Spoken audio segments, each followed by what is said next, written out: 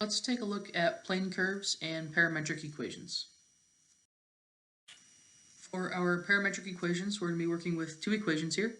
We have x equals f of t and y equals g of t. T in this case is going to be known as our parameter. You can think of these equations as representing a particle that's in motion over a certain time span. It's going to have an x dimension and a y dimension over that time span. So let's go ahead and take a look at these equations. We're going to have x equals 3t squared, y equals 2 times t, and we're going to be taking a look at t values between -2 and 2. Let's go ahead and start with our t value of -2. And we want to go ahead and plug this into our equation to find our x-coordinate. Our x-coordinate in this case is going to come out to be 12. We're going to do the same thing for our y value. We'll plug in a -2 for the t. So this is going to give us a y value of -4.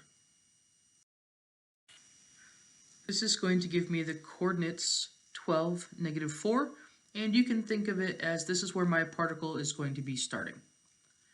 Let's go ahead and do the same thing for a t value of -1. When we plug in t equals -1, we're going to get an x value of 3 and a y value of -2. In this case, we're going to plot the point 3, -2. Let's go ahead and take a look at some more t values. Let's go ahead and use t equals 0, t equals 1, and t equals 2. This is going to give us a few more points to plot. So when we use a t value of 0, we're going to get an x value of 0, a y value of 0, or the point 0, 0. For a t value of 1, we're going to have the point 3, 2. And for a t value of 2, we're going to have the point 12, 4. This is going to be where our particle is going to end. Let's go ahead and take a look at what this graph would look like. Let's go ahead and plot the point 12, -4. This is going to be the starting point for our particle. Our next point is going to be 3, -2. And then we have the point 0, 0, followed by the point 3, 2, and 12, 4. Now that we have those points plotted, we can go ahead and connect the dots. This one is going to be in the shape of a parabola. Here's a picture of our graph. Keep in mind our particle was starting down here and it ended up here. The next thing we want to do is put what's called orientation arrows on our graph. These are going to be arrows that lie along the curve itself and indicate the direction that our particle traveled.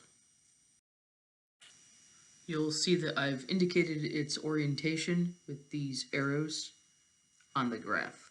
So our particle is traveling in this direction.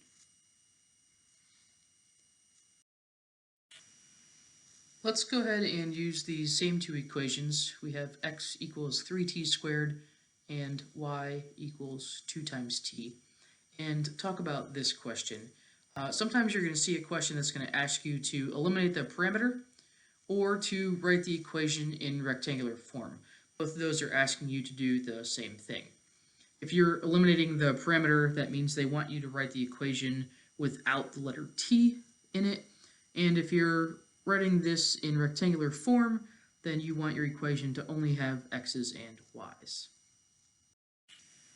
So the first thing you want to do in this case is take a look at your equations, and sometimes one of them is a little bit more easy to work with than the other. I want to take one of my equations and solve it for t. So in this case, I'm going to go ahead and use my equation for y, and I'll divide both sides by 2. Once I've done that, I'm going to go ahead and take this y over 2, and I'm going to substitute it in this other equation over here for this value for t. Once I've plugged it in, I can go ahead and simplify this, and I'm going to get the equation x equals 3y squared over 4. So this is my rectangular form of the equation. Notice it has x and y's in it, no more t's.